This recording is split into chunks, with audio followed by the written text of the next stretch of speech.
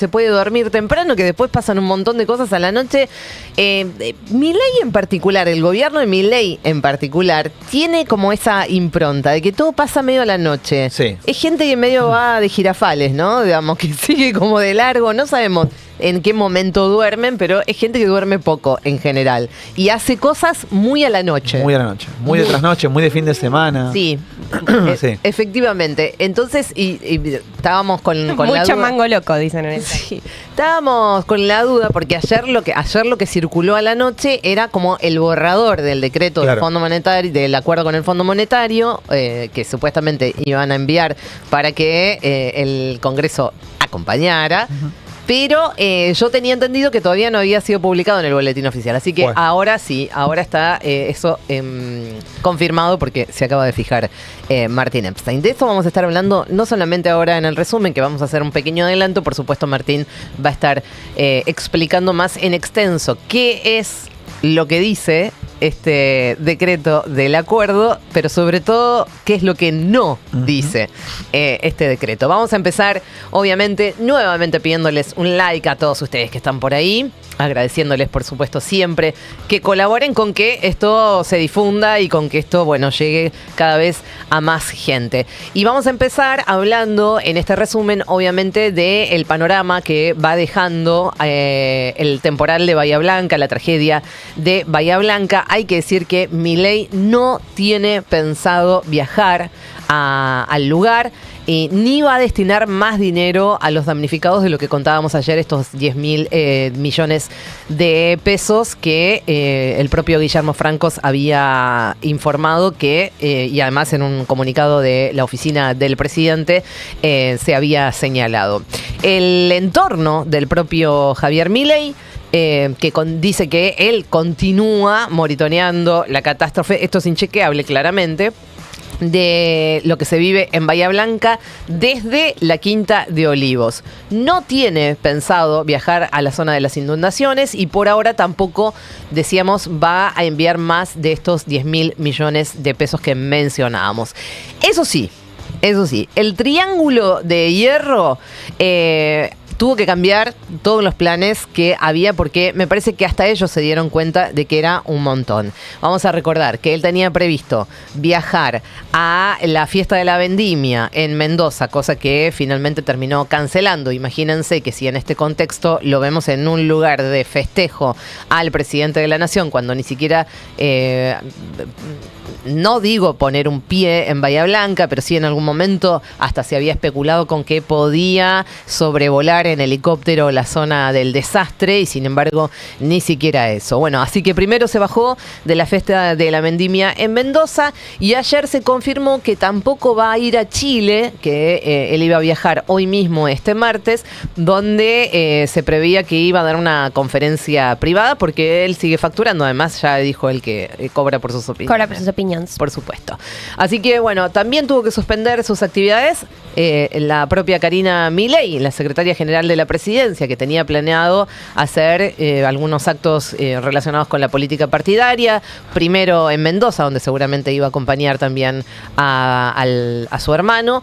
Y después en Tucumán. Ella iba a viajar a Tucumán. De todas formas, suspendió estas dos citas que tenía pactadas. La primera el fin de semana y la segunda que se iba a hacer hoy junto al vicejefe de Gabinete del Interior, Lisandro Catalán. De todas maneras, ninguno de los dos iba a viajar a Bahía Blanca. O sea, esto ya está confirmado, esto es así. Ninguno de los dos iba a pisar suelo bahiense. De hecho, el fin de semana se especuló, como decíamos, que podía haber sobrevolado, que existía una posibilidad, se estaban pensando en que sobrevolara con un helicóptero. Finalmente no sucedió. Desde lo que dicen desde el entorno de Milei, ya la veíamos ayer o antes de ayer. ¿Hoy qué día? Ayer. Es martes. Ayer a Lilia Lemoine diciendo que él era más útil estando acá, estando en la Casa Rosada, monitoreando todo. Bueno, y mucha gente, incluso adeptos, si se quiere, al libertarianismo, les decían, bueno, pero por ahí un gesto, y ella decía que eso era demagogia. Sí, yo leería una línea ahí que es... la segunda línea de Milei, que son básicamente los que perdieron en la elección con él, sí, Bullrich y Petri, fueron a poner la cara y se comieron bastantes puteadas y los tuvieron que sacar y no les fue en un patrullero porque si no los linchaban. No sé si es el escenario ideal para que Milei vaya a poner la cara y comerse una imagen que no pueden... Hay una cuestión fundamental del relato. Si Milei pisa el territorio y lo putean, si la gente se le va al humo, el relato de un presidente que mantiene una alta legitimidad popular empieza a, al menos, entrar en cuestión. Entonces yo no me imagino a Milei exponiéndose, por lo menos ahora, a esa situación. Bueno, por otra parte, como decíamos, hablemos de la ayuda económica a Bahía Blanca. El jefe de gabinete, Guillermo Francos, dijo que la reconstrucción deberá ser diseñada por la provincia de Buenos Aires. O sea, nuevamente echando la pelota ahí, de esto se tiene que encargar el gobierno de Axel Kicillof, o en todo caso la provincia de Buenos Aires, aunque en algún caso dijo que bueno, que Nación después puede colaborar. Vamos a escuchar lo que dijo exactamente Guillermo Francos. No, a ver, ni siquiera creo que se nos ocurre no estar juntos y trabajando unidos para dar una mano y solucionar los problemas que existan, ¿no? Cada uno dentro de la esfera de sus responsabilidades. Claramente las fuerzas de la emergencia tienen que ver con la provincia y con la nación. La reestructuración tendrá que ser una planificación que haga la provincia de Buenos Aires, y el gobierno nacional lo acompañará en todo lo que pueda en la situación, ¿no? Pero bueno, uno tiene que respetar un poco las jurisdicciones y la responsabilidad que tiene cada uno. Entonces, nosotros estamos para acompañar. Bueno, habla de respeto, ¿no? Como no quiero invadir, esto es, no les quiero faltar el respeto, es algo que tiene que hacer el gobierno de la provincia de Buenos Aires, cuando en realidad le retasean un montón de fondos que le corresponden aparte por ley. Que le corresponden por ley y que los tienen retenidos prácticamente desde el comienzo del gobierno de Milei, ¿o no? Sí, hay una cuestión fundamental. Si el gobierno nacional hubiese cumplido con los fondos que tenía que por ley transferirle a las provincias en lo que fue el año pasado, no había superávit fiscal. Si hubiese cumplido solamente con eso, no hay superávit. Y esto es lo mismo que siempre decís, che, te sobró guita, pero no pagaste las cuentas, claro, no pagaste el alquiler, no pagaste la tarjeta. Bueno, es medio la misma. Y lo que está diciendo Francos, la verdad que es entre una insensibilidad y una tocada de culo, porque decirle al gobierno de la provincia, planificá con el municipio, vemos en qué te podemos ayudar, cuando el gobierno de la provincia tuvo que lidiar, por ejemplo, con el agujero que significó el no tener los fondos para el incentivo docente o para el transporte durante todo el año pasado. Digo, es medio, insisto, o un sinsentido o una tocada de culo. O un cinismo total, claramente. Y después de lo que venimos hablando y lo que se viene escuchando, además, más específicamente en cuanto a la obra pública, como si estuviéramos hablando de una religión. O sea, se cree, no sé si vivieron los discursos últimamente, ¿no? Sí. Como que se cree o no se cree en la obra pública. Pero no es budismo, chicos. O sea, es justamente, son las obras que se necesitan para que un país avance. Bueno, parecería que empieza a haber un ruido en relación a esto. Vamos a escuchar lo que decía en esa misma entrevista Guillermo Francos en relación a la obra pública. Cargo en la perspectiva que el gobierno nacional tiene de este tipo de obras, sobre todo después de una tragedia como la de estos días? A ver, me parece importante, Candelaria, que separemos el tema de la tragedia del concepto general de la obra pública. Bien. Si yo no conozco realmente el impacto del canal Maldonado sobre el tema de la inundación, de las lluvias, de la contención del temporal. La verdad que no soy un especialista en el tema, pero si la provincia considera que es una obra que hay que analizarla en ese contexto y escapa a las competencias de la provincia, por supuesto que el gobierno está dispuesto a analizarlo y a conversar sobre eso, ¿no? No es que estemos cerrados a analizar un tema, y por supuesto que dentro de las competencias que tienen provincia y nación, nosotros estamos dispuestos a hacer lo que corresponda para aliviar la situación y para prevenir futuro. Le contesta Guillermo Francos, Martín Epstein. Voy a decirlo de una manera no como la que dijo fuera del aire. La verdad que el jefe de gabinete diga no estoy informado y la verdad que no sé si sirve o no, pero tenés que informarte, hermano. O sea, te pagan para eso. Digo, tu laburo es ese. Digo, no puede ser que a unos días ya de la tragedia de que estamos viviendo, que estamos todavía discutiendo, el tipo no puede decir, bueno, yo no sé si esta obra hubiese significado un alivio o no. O sea, antes de salir a cualquier medio, lee, preguntá, tenés un montón de asesores, loco. No puede ser que salgan sueltos de cuerpo a decir, bueno, qué sé yo, veremos qué pase, veremos qué onda. Claro. O sea, sí, claro, no sos y un esto que concejal de dice Gaby. Saliqueló. Pero claro, o sea, no sos un opinólogo Con de todo radio. el respeto de los concejales de Saliqueló, ¿no? Por Pero- Dios. No, y esto que decís vos, Gaby, decías recién, hablan de la obra pública como un concepto, una cosa abstracta, Claro. como si no fueran Algo concreto, Claro, sí. cosas que se ven, muchacho. Axel Kicillof inauguró ayer una escuela secundaria en Castelli y aprovechó ese micrófono para contar, para hablar de cuáles son las estrategias de lo que significa el abordar esta tragedia en Bahía Blanca.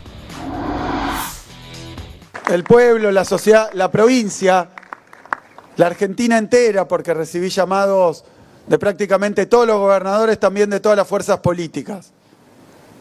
De gobernadores de todas las fuerzas políticas. Yo sé que fue una catástrofe sin precedente y que obviamente eso moviliza y hace reflexionar. Pero yo creo que también demuestra una diferencia de concepción y una diferencia en el tipo de sociedad que queremos construir y cuál es el motor real de esa sociedad. Bueno, vamos a ir siguiendo de cerca. De más está decir que hay un montón de expresiones de solidaridad, que eso siempre nos reconforta, nos llena el corazón. Sabemos que cuando pasan estas cosas, los argentinos en general siempre respondemos muy, muy rápidamente. Eso es así. Lo que pasa que una cosa no quita la otra. Veíamos ayer, hoy estaba siguiendo también el recorrido de ese tren solidario impactante que va a llegar a 20 kilómetros antes de Bahía Blanca, porque por supuesto el tren no puede entrar ahí directamente en la localidad, pero bueno, estaba plagado no sé cuánta cantidad de coches, de vagones repletos de ayuda, y eso es una sola parte de lo que se está viendo en todos lados, un montón de gente colaborando con guita. Insistíamos ayer, decíamos Bahía por Bahía, que es el alias donde pueden si pudieran, en todo caso, ayudar con algo de guita, digamos, una ayuda económica. Eso lo gestiona directamente la Municipalidad de Bahía Blanca. Después hay otro montón de lugares, la Fundación Sí, Cáritas, todos los clubes. Realmente es impactante todo lo que va pasando. Y vamos a ver qué es lo que tuiteaba Cristina hace minutos, nada más. A ver si lo tenemos por ahí. Porque sabes que yo no lo tengo actualizado esto, evidentemente. Ahí voy. Entonces, dice Cristina, hace nada, hace minutos. 36 minutos. Ah, claramente. Dice, ay, Milei, te juro que esperé. Pensé, seguro que viaja a Bahía Blanca porque lo que pasó es apocalíptico. Y no, nada. Madre de Dios, qué desconexión emocional tenés con los que sufren. No te imaginás lo que significa para la gente que llegue un presidente o una presidenta cuando sufre una tragedia y muertes provocadas por las fuerzas de la naturaleza.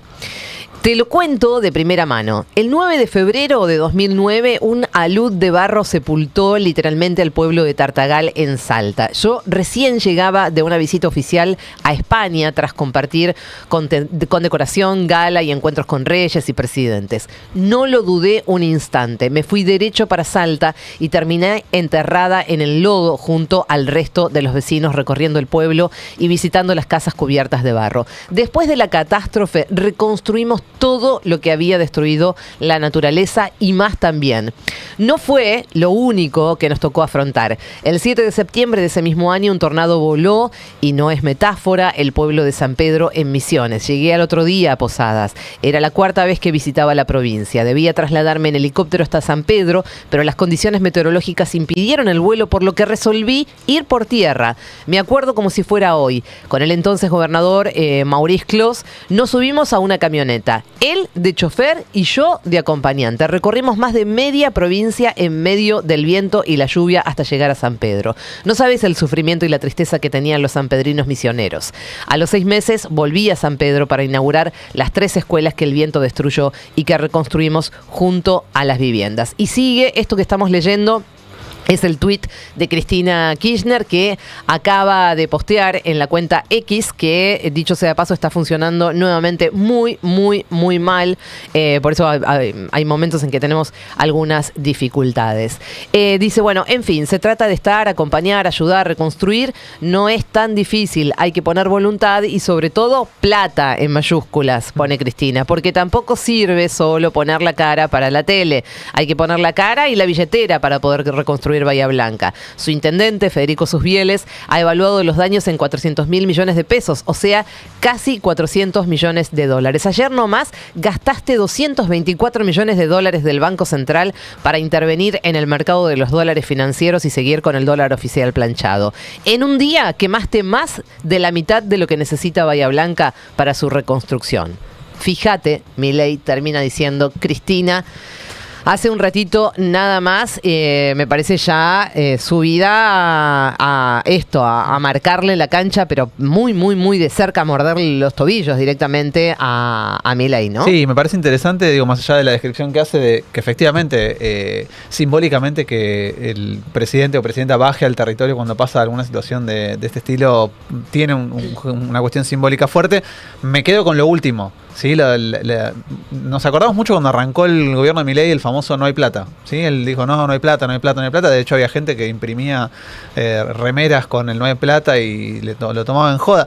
Siempre hay plata. El tema es para qué usás la guita. O sea, y entonces el contrapunto entre lo que Susbieles dice, vamos a necesitar esta guita para poder reconstruir este desastre natural, que obviamente no se reconstruye un día para el otro, ¿sí? Porque no es solamente transferir la guita y hacerlo, hay que hacer obra pública, hay que poner al Estado a funcionar, hay que contratar al sector privado para que lo haga. Bueno, y Cristina te dice, solo ayer, en un día, que ni siquiera son 24 horas porque la rueda dura pocas horas, Caputo se quemó casi la mitad de lo que se necesita para reconstruir Bahía, solamente para sostener el tipo de cambio financiero pegado al oficial. Está bueno eso porque uno a veces pierde la medida de la guita, claro, ¿no? Porque hablábamos de millones, de miles de millones, o sea que te perdés, y me parece que está bueno eso, hacer la comparación. Lo que hizo al final me parece que es bien gráfico, como para que todo el mundo entienda, independientemente de los números en general, entender que se acaba de gastar muchísima más guita de todo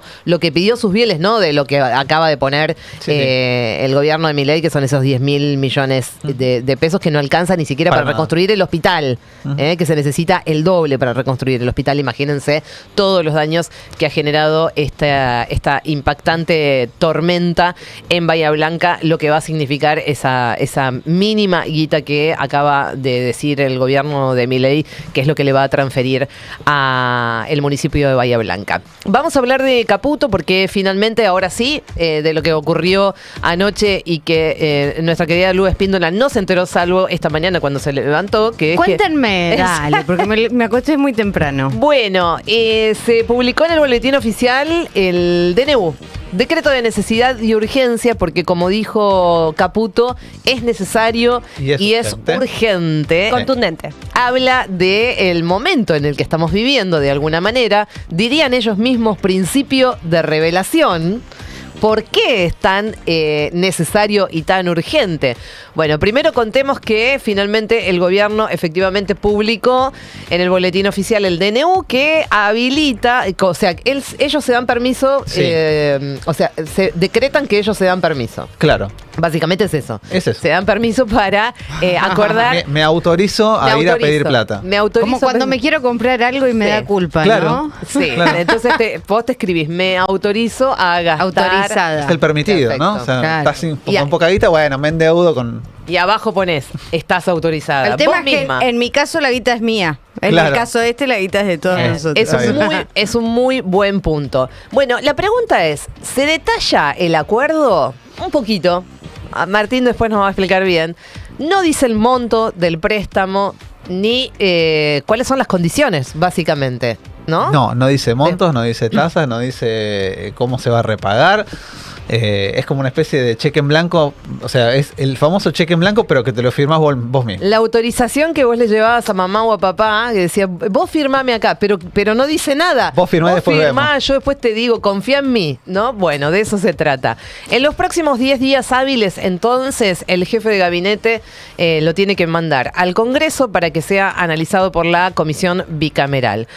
¿Con qué en el recinto una Cámara no rechace el decreto, o sea, lo apruebe, se confirma su vigencia? Por eso, la Casa Rosada eligió este método, aunque vaya en contra de la legislación, claramente.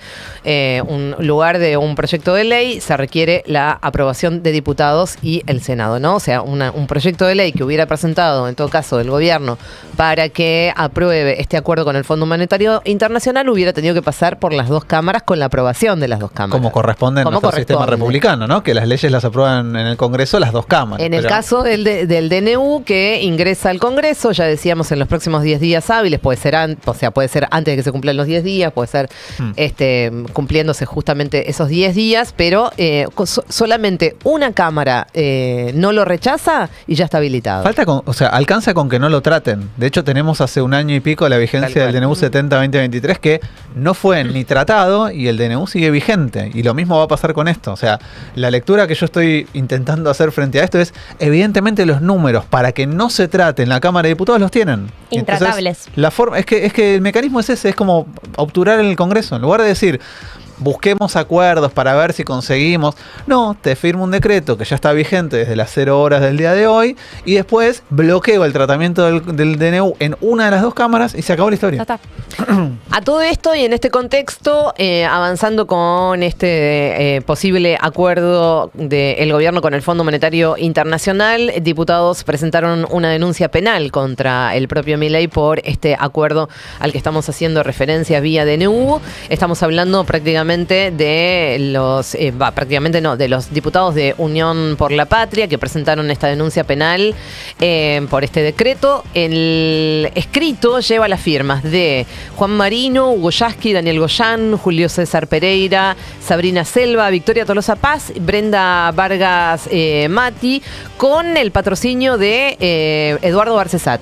Ahí está Eduardo Barcesat acompañando y patrocinando a este grupo de legisladores, de diputados de Unión por la Patria, y básicamente lo que denuncian es que el DNU de Milei viola los artículos 75 y 76 de la Constitución Nacional, que establece que cualquier endeudamiento con organismos internacionales tiene que pasar por el Congreso y ser aprobado por el Congreso, pero además advierten que el gobierno estaría usurpando funciones exclusivas del Poder Legislativo y que el DNU constituye en todo caso un acto de abuso de autoridad y violación de los deberes de funcionario público conforme a dos artículos, el 248 y el 249 del Código Penal. Es un poco simbólico porque sabemos que evidentemente por ahora cuando se habla de esta especie, o no sé si es concepto de correlación de fuerzas, etcétera, etcétera, en la justicia no está dada la correlación de fuerzas hace muchísimo tiempo. Casi que te diría desde el comienzo de la democracia hasta acá. Hay muy poca correlación de fuerza en lo que uno ve que puede llegar a ser la justicia y además, digamos, lo voy a decir en criollo, esta hinchada de pelotas de que cada cosa que tiene que ser, digamos, que debería ser un trámite legislativo termina judicializado, es insoportable, porque además ya sabés cómo va a terminar. Sí, de hecho tenemos una experiencia cercana que es la causa contra Macri y compañía por el anterior endeudamiento con el fondo, que está durmiendo en los escritorios de Capuchetti, y hay un montón de información de la propia Auditoría General de la Nación que confirma un montón de irregularidades. Ahora, ¿el chiste cuál es? La deuda ya la tomaste, la guita ya se la fugaron y el fondo te la va a reclamar igual. Entonces, independientemente de que hay que ir por la vía política, por la vía judicial, denuncias penales, hay que hacer todo esto. El chiste es que ya hoy está vigente el decreto que autoriza que si el día de mañana sale Caputo a decir acá está el acuerdo, y la guita ya entró y la guita ya me la fume, no se la podés reclamar a nadie finalmente. Ese es el nivel de bronca que da cuando avanzan otra vez así. Vamos a cambiar de tema, pero nos vamos a quedar en el recinto porque también mañana va a ser un día importante por varias cuestiones, pero una tiene que ver con esta que vamos a contarles ahora y que tiene que ver con que Diputados va a tratar de poder hablar dentro del recinto de la criptoestafa, el cripto gay, la estafa libra, como quieran llamarlos, y de alguna manera está tratando de acorralar a Milei, ¿no? Ahí veíamos el título de la nota del Destape: Diputados tratará el CryptoGate y pone contra las cuerdas a Milei. Oficializó la Cámara de Diputados la sesión especial solicitada, atención, por los bloques de la oposición para este miércoles. Avanza entonces con el tratamiento de una serie de proyectos de ley relacionados con la investigación, la solicitud de informes e interpelación de funcionarios vinculados al caso Libra, el token que, promocionó Milei, que terminó estafando a más de 74.000 inversores que fueron los afectados. Guillermo Francos es uno de los apuntados para que comparezca a brindar información. Primera invitación, Guillermo Francos. Vamos a ver qué es lo que pasa con eso. Una sesión que, atención, porque ahí sí que hay bastante consenso en toda la oposición, la más blanda, la más dura, porque fue promovida principalmente por el bloque de Democracia para Siempre, que son los radicales que se fueron, que ya no aguantaban más, a los radicales con peluca, digo, para poner en contexto, con el apoyo clave de el Encuentro Federal, el bloque de 15 diputados presidido por Miguel Pichetto, y la firma de Álvaro González, que es de El PRO, aliado de Horacio Rodríguez Larreta. Uno cuando dice PRO, lo vemos, y de todas formas a Álvaro González en prácticamente todo este último tiempo muy, muy crítico del gobierno de Javier Milei y de todas las cosas que están haciendo, es porque, es uno de los hombres que todavía responde a Horacio Rodríguez Larreta, y ya lo vimos, a Horacio Rodríguez Larreta está muy politizado, muy de izquierda, diría Mirta. No, y Álvaro González siempre parándose, en los últimos debates que tuvimos el año pasado, del lado contrario del gobierno, ¿sí? En la cuestión de discusión por presupuesto universitario, jubilaciones, siempre parándose del lado de la oposición más confrontativa. Exactamente. Por ahora, esto es el minuto a minuto. Vamos a ver qué es lo que pasa mañana. Algunos dicen que no hay quórum asegurado, pero de todas formas la mayoría de estos bloques, o los integrantes de estos bloques opositores, tienen como la esperanza, el optimismo de que sí, finalmente lo van a conseguir. Vamos a ver qué sucede. Mañana entonces va a ser un día clave también ahí en la Cámara de Diputados. Vamos a ver si les da los números. Cambiamos de tema nuevamente. Más del 98% de los empleados del Estado aprobó el examen de idoneidad que estableció Milei, por si alguno le había quedado alguna duda de lo que había pasado. Preguntarán ustedes, ¿esto significa que a todos los que aprobaron el examen no los van a echar? Pues no, mi ciela, claro que no. ATE informó que de los más de 41.000 empleados estatales que rindieron este CEP, el Sistema de Evaluación Pública, hasta el momento aprobó más del 98%. Lo informaron en un posteo y en un comunicado, y el secretario general del gremio, Rodolfo Aguiar, cuestionó que los ministros Caputo y Sturzenegger derrochen esos recursos, que son un montonazo para hacer esta pantomima de los exámenes, etcétera. Hace unos meses el gobierno, recordamos que anunció que iba a implementar exámenes de idoneidad que tenían que rendir todos los que trabajaban en el Estado. Casi la totalidad lo aprobó. De eso suponía que iba a depender si se quedaban o no se quedaban. Bueno, finalmente eso no sirvió para nada y la guita la gastaron igual. Ya vamos terminando, vamos redondeando. No queremos dejar de hablar de otro de los temas que, insistimos, mañana va a seguramente protagonizar y captar la atención de todos los medios de comunicación y de todos en general, que es la movilización de los jubilados junto con las hinchadas y aledaños. Ahora vamos a contar quiénes más se están plegando a lo que va a suceder mañana y cuál es la postura del gobierno. Atención, porque Bullrich siempre redobla la apuesta y bueno, se pone bastante heavy el asunto. Vamos a contar entonces que mañana a las 5 de la tarde está la convocatoria en el Congreso con muchas hinchadas que ya advirtieron que van a estar ahí presentes bancando a los jubilados en unidad. Ahí no va a haber enfrentamiento de camisetas para nada.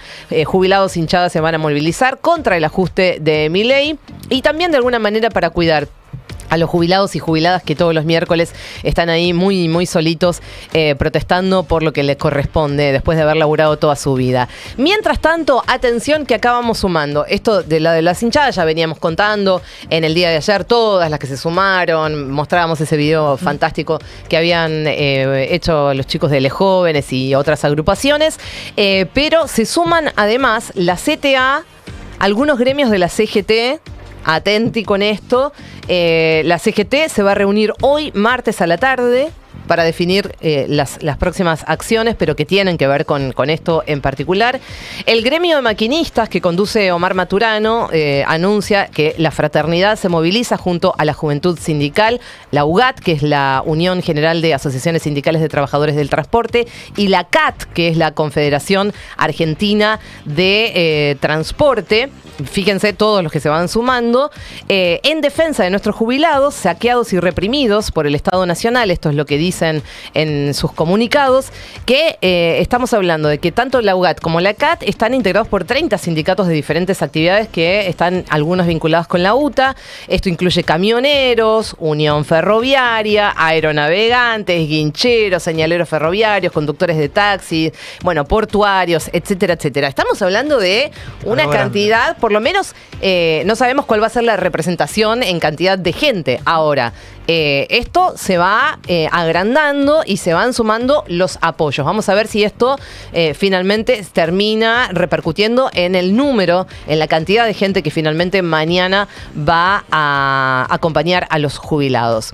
Mientras tanto, la convocatoria de las dos CTA dice: Jubilazo Federal, este miércoles a las 5 de la tarde volvemos al Congreso y movilizamos en todo el país por un aumento de emergencia, medicamentos sin cargo, continuidad de la moratoria previsional y la protección del Fondo de Garantía de Sustentabilidad. ¿Y saben quién más se suma? ¿Quién? El SUTNA. ¿Saben qué es el SUTNA? El SUTNA es el Sindicato de Trabajadores Neumáticos Argentinos. Son repicantes. Son los troscos, ¿se acuerdan, no? Los que estaban en FATE, los que siempre movilizan en FATE, en Pirelli, digamos, cuando se arma quilombo. Bridgestone, que además son realmente muy fuertes a la hora de negociar. Bueno, vamos a ver si llevan alguna goma para quemar. Bueno, hay insumos hay. Así que se suma el SUTNA también a la marcha de mañana. Y en este contexto, y acá vamos a detenernos un cachito, nada más, esto hay que leerlo nuevamente digamos, en todo este panorama que estamos contando y narrando y que se viene contando también en algunos medios, no en todos. El gobierno acaba de promulgar la ley antimafias, sancionada en el Congreso, en las sesiones extraordinarias. Recuerdan que fue uno de los puntos del temario muy acotado que generalmente ocurre en las sesiones extraordinarias. Es decir, el gobierno presenta los temas, el temario que se van a tratar en las sesiones extraordinarias. Este fue uno, fue aprobado por el Congreso y lo que sucede cuando se aprueba una ley es que después hay que esperar a la promulgación. Bueno, el gobierno acaba de promulgar la ley antimafias, una norma que tiene como objetivo, supuestamente, desarticular bandas dedicadas al narcotráfico, al lavado de dinero, la extorsión, la trata de personas, entre otros delitos. Y considera organización criminal a un grupo de 3 o más personas. ¿Otra vez? Que operen de manera concertada para cometer delitos graves. Claro, no se especifica exactamente cuáles son o cuál es la interpretación que uno hace de esos delitos graves. Según la ley antimafia, cualquiera que vaya, por ejemplo, a defender el miércoles a los jubilados puede ser acusado de ser parte de una organización criminal, como ya ocurrió con aquellos 33 detenidos, recuerdan, que fueron a protestar por la ley Bases, que muchos de ellos quedaron en cárceles federales, detenidos durante muchos días. Con causas. Que por supuesto solamente uno todavía tiene un proceso judicial, el resto fue declarado nulo todo lo que se había presentado, digamos, por parte del gobierno.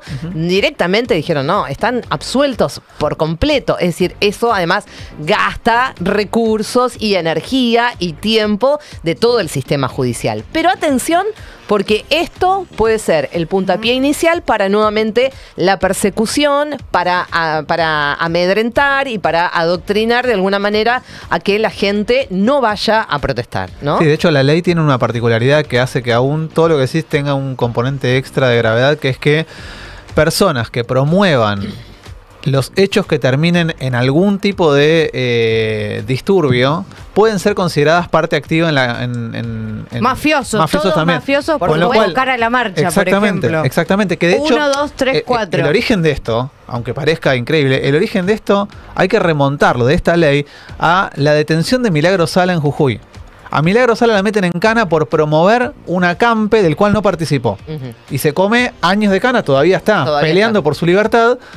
Y el origen de la detención de Milagro Sala es la promoción de un delito, no la participación activa en el delito. Bueno, ese es el argumento que se utiliza como núcleo central en esta ley antimafias, que es una ley que está escudada bajo la idea, de, insisto, de, como decía recién, perseguir delitos graves, que uno dice, bueno, che, tiene sentido perseguir a narcotraficantes, trata de personas, ahí estamos bien, pero claro, forzando la interpretación, cualquier persona que se manifieste en el espacio público y que cometa un delito que es considerado grave, bueno, puede caer bajo esta ley. Estaba en la ley Bases, me acuerdo. Sí, la tuvieron que sacar.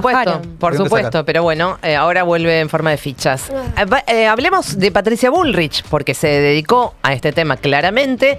Desestimó primero la participación de los jubilados, dijo siempre, son 50, son siempre 50, los 50 mismos jubilados que van ahí prácticamente a hinchar.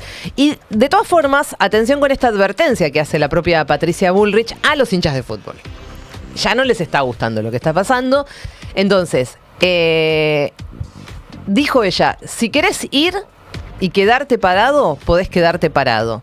Le levantás una mano a un policía y vas preso. Fíjense lo que decía Bullrich.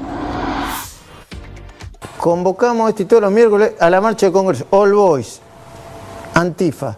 La matanza con los jubilados, miércoles 17. Congreso Almirante Brown. ¿Van y toda la barra brava? Bueno, estamos preparando, digamos, medidas judiciales. Estamos preparando, digamos, cambios legislativos.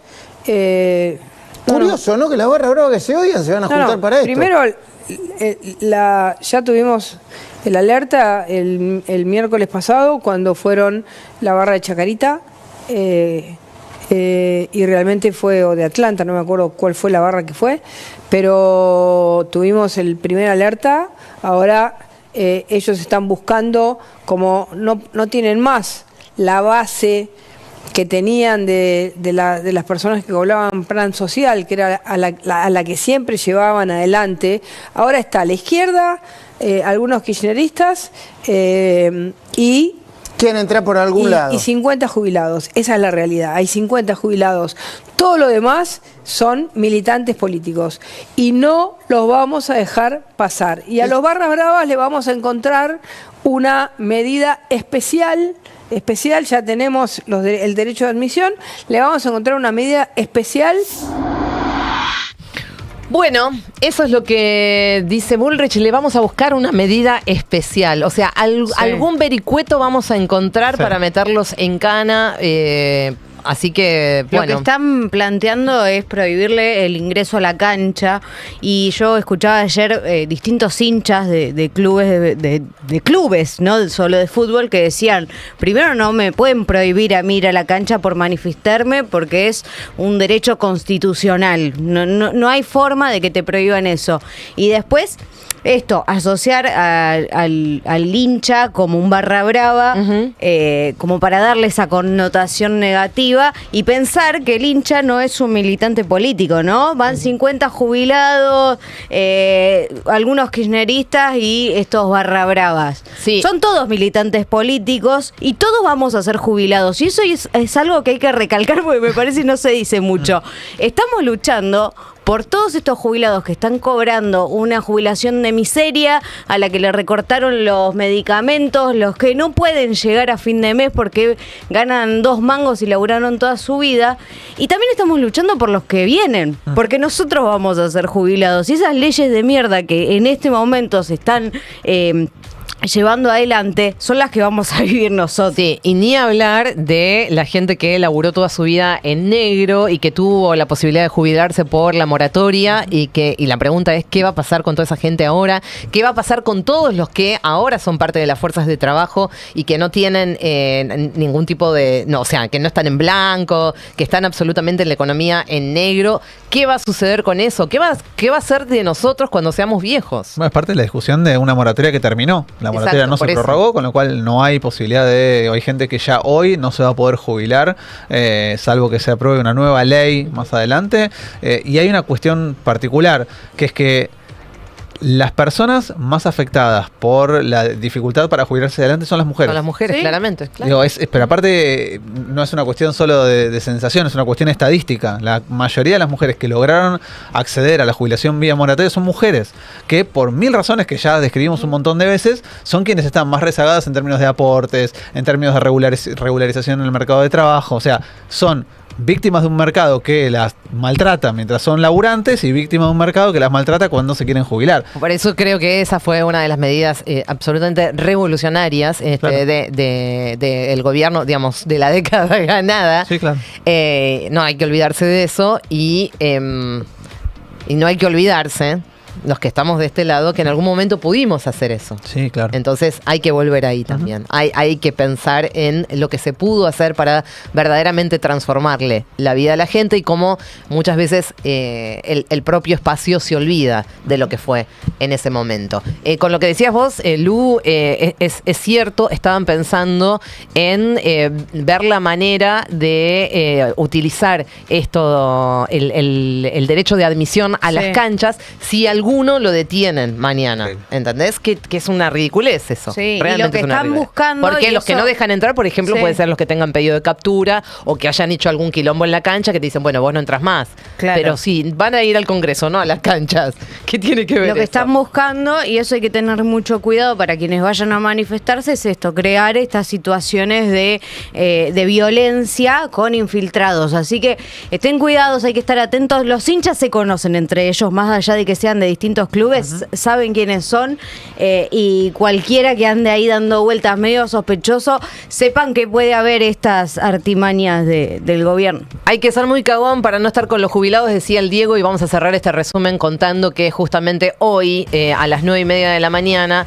está comenzando, o ya comenzó, debería haber comenzado, uno de los juicios para determinar la responsabilidad de la muerte de el Diego el 25 de diciembre del 2020. Van a declarar 192 testigos. Se prevé que el proceso se extienda hasta julio. Va a ser en el Tribunal 3 de San Isidro y, atención, los fiscales imputaron por homicidio con dolo eventual a la psiquiatra Agustina Kosachov, ahí lo dije bien, al neurocirujano Leopoldo Luque, al psicólogo Carlos Ángel Díaz, a la médica Nancy Edith Forlini, al enfermero Ricardo Almirón, al jefe de enfermeros Mariano Ariel Perroni y al médico Pedro Pablo Di Spagna. Este delito prevé penas que van de 8 a 25 años de prisión, casi como si fuera un corolario de todo esto que estamos hablando. Vamos a ver si alguna de estas personas tiene responsabilidad en la muerte del Diego, que cada vez lo extrañamos más. Portate bien. De 9 a 12. En Re.